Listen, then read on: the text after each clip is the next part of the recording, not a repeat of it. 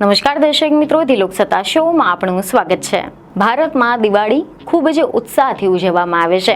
અહીંયા લોકો દિવાળી દરમિયાન સોના અને ચાંદીના દાગીના ખરીદવામાં ખૂબ જ ઉત્સાહ દર્શાવે છે।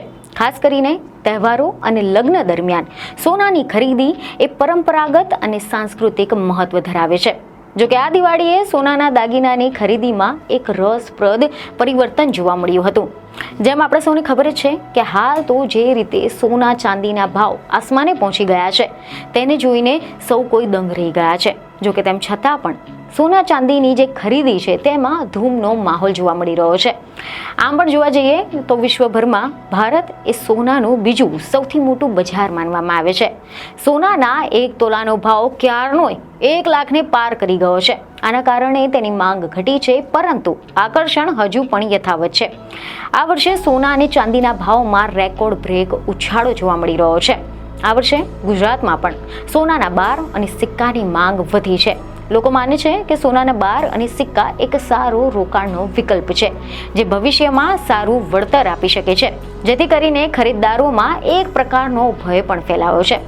કેટલાક આંકડા દર્શાવે છે કે લોકો હવે સોનાના દાગીના કરતાં સોનાના બાર અને સિક્કા ખરીદવાનું વધુ પસંદ કરી રહ્યા છે। જોકે છેલ્લા કેટલાક અઠવાડિયામાં સોનાના ભાવમાં અસામાન્ય વધારો જોવા મળ્યો છે અને આના કારણે તેની માંગમાં પણ ઘટાડો થયો છે। જોકે ભારતીયોનો સોનામાં રસ હજી પણ યથાવત જોવા મળ્યો છે। મહત્વનું છે કે દિવાળીના આગલા દિવસોમાં જેમ કે ધનતેરસ પર સોનું અને ચાંદી ખરીદવાની શુભ માનવામાં આવે છે। લાખો ભારતીયો આ દિવસે સિક્કા, બાર અથવા તો દાગીનાના રૂપમાં સોનું અથવા તો ચાંદીની ખરીદી કરતા હોય છે। લોકો માને છે કે આ દિવસે ખરીદી કરવાથી તેમના ઘરમાં સમૃદ્ધિ આવે છે। આ વર્ષે સોના અને ચાંદીના ભાવ રેકોર્ડ ઊંચા સ્તરે પહોંચી ગયા છે, જેનાથી ખરીદદારોમાં પણ ભયની લાગણી ફેલાઈ ગઈ છે। જો કે આ અંગે કેટલાક જાણકારોનું કહેવું છે કે લોકોને હવે એવું લાગી રહ્યું છે કે અત્યારે સોનું નહીં ખરીદે તો હજુ પણ સોનાના ભાવ વધી જશે, જેથી કરીને આ વર્ષે ગ્રાહકોનો વધારે ઘસારો જોવા મળી રહ્યો છે।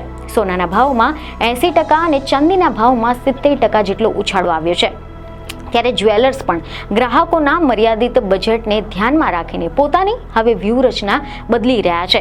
જેમ કે જ્વેલર્સ હવે જ્વેલરીને એવી રીતે ડિઝાઇન કરી રહ્યા છે કે જે દેખાવમાં વજનદાર લાગે, પરંતુ તેમાં સોનું ઓછું હોય।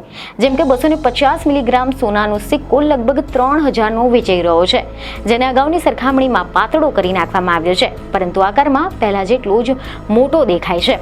અને હવે બજારમાં 25 મિલીગ્રામ વજનવાળા પણ સિક્કા ઉપલબ્ધ થઈ ગયા છે। લોકોને એમ નથી કહી રહ્યા કે મારે ખરીદી નથી કરવી, લોકોને એમ કહી રહ્યા છે કે હવે થોડું ઓછું ખરીદીશું, જેથી કરીને સોનાના ભાવ વધવાના કારણે હળવી જ્વેલરીની માંગ પણ વધી ગઈ છે। લોકો વિશેષ કરીને યુવાન જે વાર, તહેવાર કે પછી પ્રસંગોપાત પહેરી શકાય તેવા ઘરેણાના બદલે રોજબરોજમાં પહેરી શકાય તેવા હળવા દાગીનાને પ્રાથમિકતા આપી રહ્યા છે। જોકે આના ઉપરાંત પણ આ વર્ષે વધુ એક ટ્રેન્ડ એવો પણ જોવા મળ્યો છે કે જેમાં લોકો માત્ર જ્વેલરી માટે જ નહીં પરંતુ રોકાણ માટે પણ સોનું અને ચાંદીની ખરીદી કરી રહ્યા છે, જેને લઈને કેટલાક રિપોર્ટ એવા સામે આવ્યા છે કે લોકોનું આ વલણ એ બુલિયન બજારના આંકડામાં પણ જોવા મળી રહ્યું છે। વર્લ્ડ ગોલ્ડ કાઉન્સિલના એટલે કે WGCના જણાવ્યા પ્રમાણે તાજેતરમાં ભારતમાં સોનાની જે માંગ જોવા મળી રહી છે તેમાં ઘરેણાની ટકાવારી હવે ઘટી ગઈ છે અને એની સામે રોકાણ જેમ કે સિક્કા, બિસ્કિટ કે પછી લગડીના સ્વરૂપે ખરીદીનું પ્રમાણ વધી ગયું છે।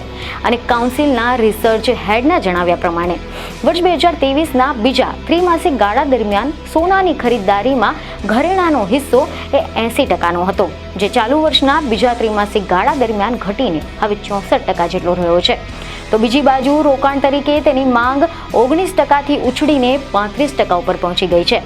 જો કે એક્સચેન્જ ટ્રેડર ફંડ એટલે કે ETF અને ડિજિટલ ગોલ્ડ સ્વરૂપે પણ સોનામાં રોકાણ કરવાનું ચલણ હવે વધી ગયું છે, જેમાં પણ ચાલુ વર્ષે સપ્ટેમ્બર મહિના સુધીમાં સૌથી વધુ રોકાણ નોંધાયું હતું। એસેટ મેનેજમેન્ટ કંપનીઓ મારફત જે ETF છે તેમાં રોકાણ 70% વધી ગયું છે। તો બીજી તરફ સોનાના ભાવ માત્ર છૂટક બજારો દ્વારા જ નહીં પરંતુ RBI દ્વારા પણ નોંધપાત્ર રીતે પ્રભાવિત થાય છે।